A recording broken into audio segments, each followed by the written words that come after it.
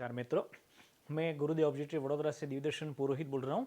आज हम खगोल विज्ञान की और धर्म की दोनों की कंपैरिजन की एक अद्भुत बात करने जा रहे हैं। उत्तरायण और मकर संक्रांति गुजरात पर्व में खास मनाए जाते हैं और पूरे भारतवर्ष में मनाए जाते हैं।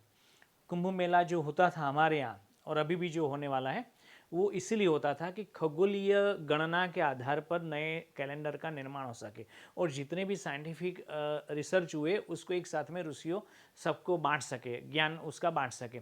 मगर पिछले कुछ शताब्दियों से ऐसा देखा गया कि इनको इम्प्लीमेंट नहीं किया गया, उसके चलते भारतवर्ष का कैलेंडर पीछे चलता हुआ चला जा रहा है।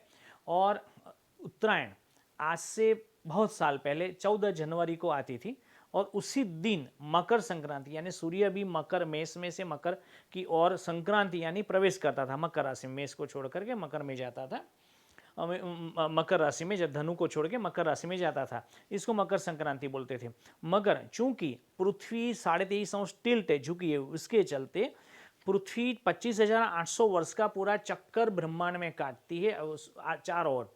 उसके चलते सूर्य का जो संपात दिन है मार्च इक्विनोक्स जिसको बोलते हैं, वर्नल इक्विनोक्स बोलते हैं, या शरद संपात भी, वसंत संपात भी जिसको बोला जाता है, वो प्रति वर्ष आगे खिसकता रहता है। 50 सेकंड आगे विकला आगे खिसलता रहता है। उसके चलते हर 2500 साल में सूर्य का संपात दिन ऑन एन एवरेज एक राशि से दूसरी राशि में चला जाता है। ये राशि के बदलने के कारण सभी त्योहार, सभी चीज़ें बदलती रहती हैं। जैसे उत्तरायण कुछ वर्षों पहले, आज से 2500 वर्ष पूर्व की बात करें तो 15-14 जनवरी को होती थी। आज वो 22 दिसंबर या 21 दिसंबर को हो रही है। अभी 22 दिसंबर को उत्तरायण यानी सूर्य का उत्तर की ओर चलना प्रारंभ हो गया, दक्षिण में मकर वृत्त की ओर जाकर के वापस आना शुरू हो गया।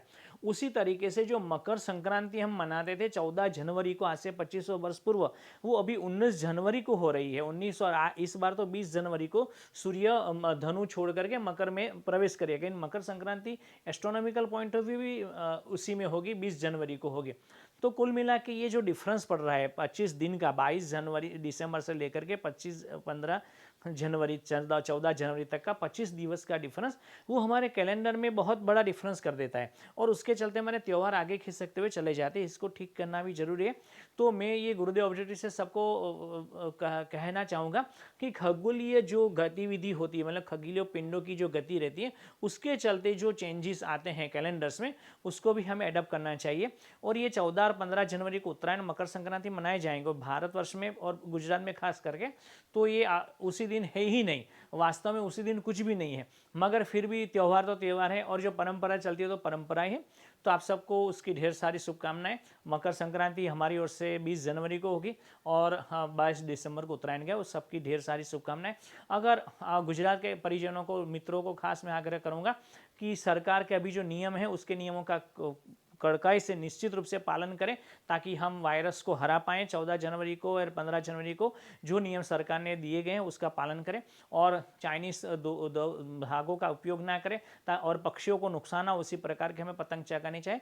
दूसरे चीज़ों का भी हमारे आने में ध्यान रखना चाहिए और नॉइस पोल्यूशन बिल्कुल जीरो पर ला देना चाहिए, लाइट पोल्यूशन की तरह ही। आप सबको ढेर सारी मंगल कामनाएं गुरुदेव ऑब्जर्वेटरी वडोदरा की ओर से। नमस्कार, मैं दिव्यदर्शन पुरोहित।